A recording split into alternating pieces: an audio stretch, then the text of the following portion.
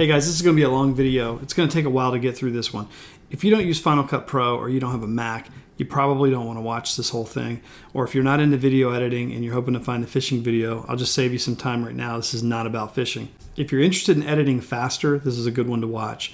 But if you're looking for something that's kind of simple, cut and dry, 3 minutes, this ain't going to be it. It's going to be a long 15-minute video. There's two parts. The first part's setting up your camera, getting everything ready for that. The second part's going to be how to edit and color grade and save the preset so you can use it in the future over and over again. So stick with me, and if you enjoy this one, let me know. If you have questions, which I'm sure some of you will, let me know as well. Have you ever wanted to edit a video and have it be automated, meaning that you can just drop one adjustment onto the whole video and it just kind of automatically fixes everything? Well, I'm about to show you how to do that in Final Cut Pro 10. You're going to want to prepare the camera the way you're going to use it all the time. So in this particular instance, you can see how I have a camera on a tripod on my desk, and I'm going to sit in front of that camera. Auto ISO. Okay, so there's my screen, and I might say, okay, that looks pretty good, right? But I may not want to be in the center. I may want to be off to the side, or I may want to be, in a different position, revealing something back here or back here that I want to have show up. So you can move that camera around, you can turn it, and you may not want an upward facing angle. You might want one that comes from above, or whatever it is that you want to do. So the first thing you want to do is you want to frame your shot. So you want to make sure that the shot looks the way you want it to look, when you're sitting in front of the camera talking. The other thing you want to consider is light. And I'm going to back off here and zoom out and show you different forms of light. You want to add as much light to your shot as you can get. And that's not to make it over bright, but to make it look good. And what I mean by light, it could be this desk lamp, it could be the monitor projecting light, or it could be this window, which is a great source of light. And you may not always be able to record at the same time of day. It'd be ideal if you can. It'll make this process easier, but you may not always be able to do that. So you want to consider your light sources, be it a window, a light, or whatever, and try to recreate that same lighting every time. And then you want to set up what I would call the repeatable picture profile. So you want to set the camera the same way every time. And here's the steps I usually go through. I have -1 on sharpening and -1 on saturation. So I'm going to leave it in picture style neutral. That's the one I like to shoot in the most, because I don't like shooting super flat, because when I shoot super flat, it's so much work to get it back to where it looks normal that it's too much work for me. So I just shoot in picture style neutral, -1, -1, contrast and sharpness. If you look, you can see I have contrast -1, saturation -1, and I have sharpness at 0. So those are pretty neutral to low settings. Now typically I don't do ISO auto. For this project today I'm going to shoot in 640 because it gives me the right amount of brightness for this particular scene. So this is going to be what I would call an overcast daylight scene or an afternoon scene. Now your camera might be different, your settings might be different. I'm just showing you kind of what I go through.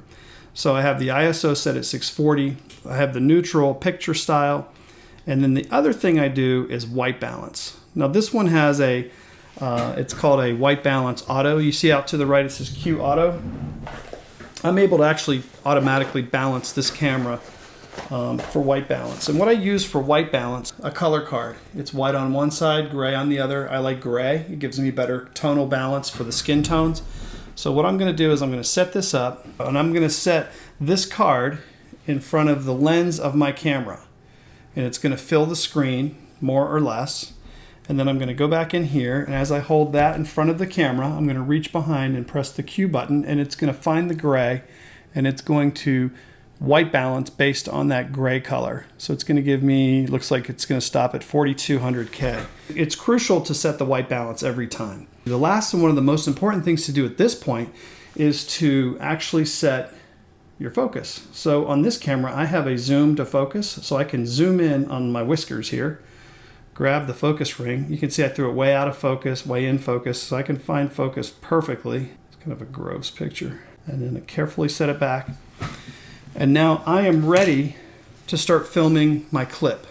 Now this particular camera, when it records, the signal gets squished on the monitor. Don't worry, I'm just gonna sit here and talk for about 2 or 3 seconds. I'm gonna turn my head left, turn my head right, and it's not a bad idea to grab something that might have some color in it.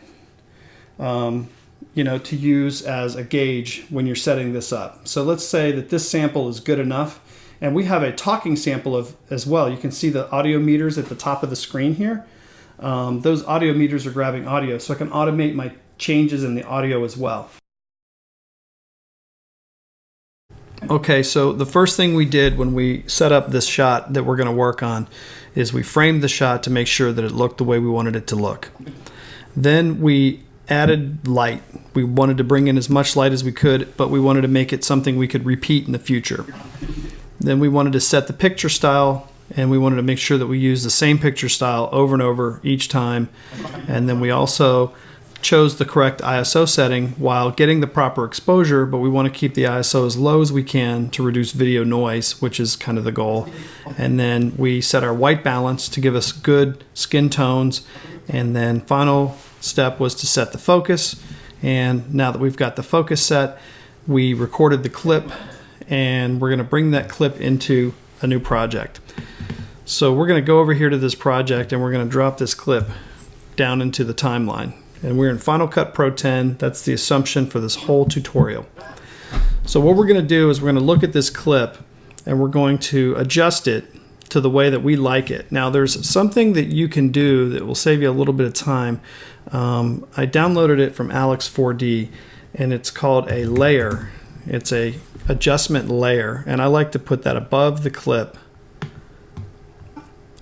And what I do is I stretch that out across the whole clip that I'm working on, and then I make changes to that layer, which then make the changes to the clip below. It's a way of making changes without actually affecting the clip, and I'll show you why in a minute. It'll help me A/B test everything that I'm doing. But so what I'm going to do is I'm going to go land on like a section where I have some color, I have some lighting, and I have some different things going on, and I can look at it. So the first thing that jumps right out at me is it's a little bit dark. So what we're going to do when we color correct is we're going to start right off the bat with video scopes. Now the video scopes, you can see it goes up to 100 and goes down to 0. Now you want your blacks to be touching 0 and your whites to go no higher than 100. For today, we're just going to correct the footage. So in order to start correcting the dynamic range, which is going to be the brightest brights and the darkest darks, we're going to add a color correction, and we're going to add the wheels. That's the one I like to start with. I really love the new wheels that's been added to Final Cut. So the first thing I'm going to do is just grab the master, and I'm going to raise the exposure up, and you can see it's going to get a little bit hazy and light. But what I'm trying to do is bring those mids up into that middle range, that 50 to 70 range. And then what you can do after you do that is you start bringing those blacks down to the 0 line. And you can see again the mids come down, so you can come down now at this point, grab the midtones, push those up just a little bit more, and now you can grab those blacks and bring them back down to the line. So you're getting a good exposure of brightness in the face, darkness of the hair, and then of course the lights, you can see some peaking right above this 100 mark here. So we want to bring that down just a little bit, not enough to cause any changes. And then I might push those midtones just a touch more, and then back off of those darks one more time. Just kind of tweak it until you get it right.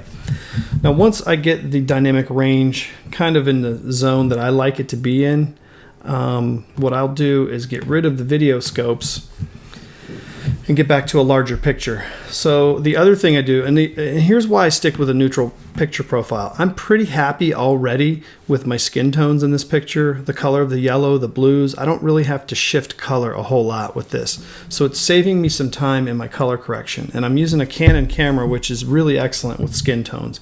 So one thing I might do is I might take the saturation up just a little bit. So if I really push it, you can see I turn orange, everything turns bright. But a little bit goes a long way with the saturation. I like to get my dynamic range back. The second thing I like to do is bring the saturation up to where I just barely start noticing it, then back off just a little bit. And that's usually about enough. So if you remember in the settings that I had for my camera, I had -1 saturation, -1 for contrast, and I had 0 sharpness. So this picture looks a little bit soft. So one thing I might do is run down here and sharpen this picture as well. And I drop this in here,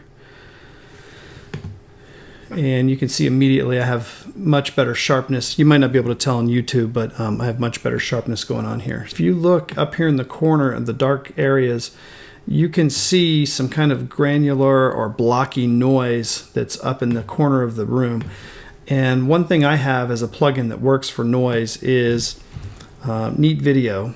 So I type in noise reduction and I got Neat Video, and I can put that on this little guy right here, right? And you go back over here, you go to reduce noise and you open that up. This is a step you may or may not have to take, and I auto profile, and it's usually going to find the area that has noise. Let's see if I can put it over here. Yeah, that's better. And then I hit apply, and then I usually open it back up. Bear with me. Neat Video will slow this whole thing down. Okay, I'll open it back up.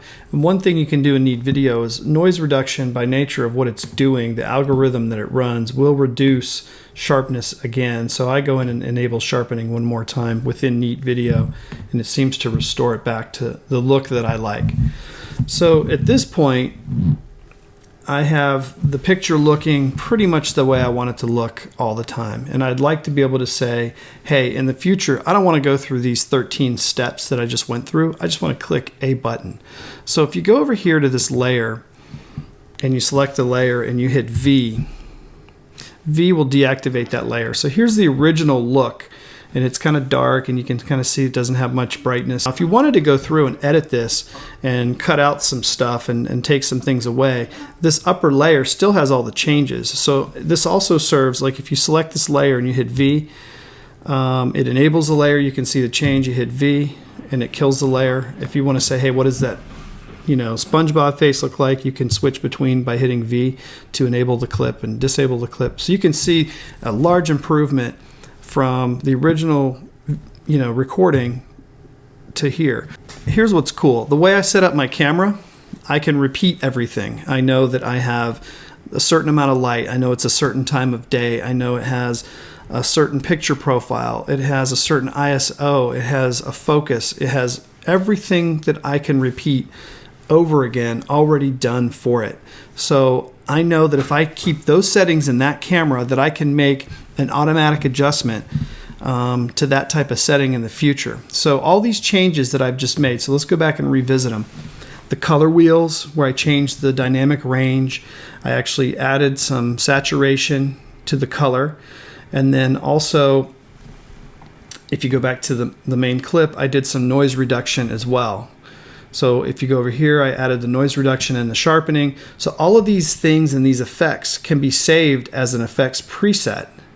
So basically you go over here to the effects, save effects preset, and it's going to ask you, what do you want to do? I want to save effects, the color wheels, the sharpening, and the noise reduction. And then you can name it. So I know it's the Canon camera, right? So I go Canon, and then I can say 640 for the ISO. I could say neutral for picture profile style. I think that we could call it daylight. So you could name this a custom name, like when the Canon is 640 ISO, neutral picture style, and daylight. Save this. Okay. So check this out. Let's remove this layer. So this clip is back to the way it was. So let's say I now imported a totally different clip, and let's pretend it's this clip right here. Now I can go type Canon, because I know it starts with Canon, and look what we just made. 640 neutral daylight. I've already made others for different scenarios, but let's take this 640 neutral daylight, and I'll go over here and drop it on there, and boom. You instantly get the change that corrects this footage to the way you had your camera set, and you didn't have to make multiple changes. Now, if you drop this on here and it doesn't look quite the way you want it to, now you're just a couple of tweaks away from having it, the way you want it. So that's how you can do that. And you can do the same thing with the audio effects. I could go in here and I could tweak this audio, and then I could say save this effect, and it'll say, what do you want to save? And you say save the audio. And I even have Canon camera, Rode mic with no automatic gain control. So I already have that in here. So I could take this audio also, Well, that was a mouthful. That was really a long video. I appreciate you guys sticking with that. Let me know if you got anything out of that one, and then let me know if you have questions, and I'll help any way that I can. Otherwise, just watch some of my other videos and subscribe. Cool.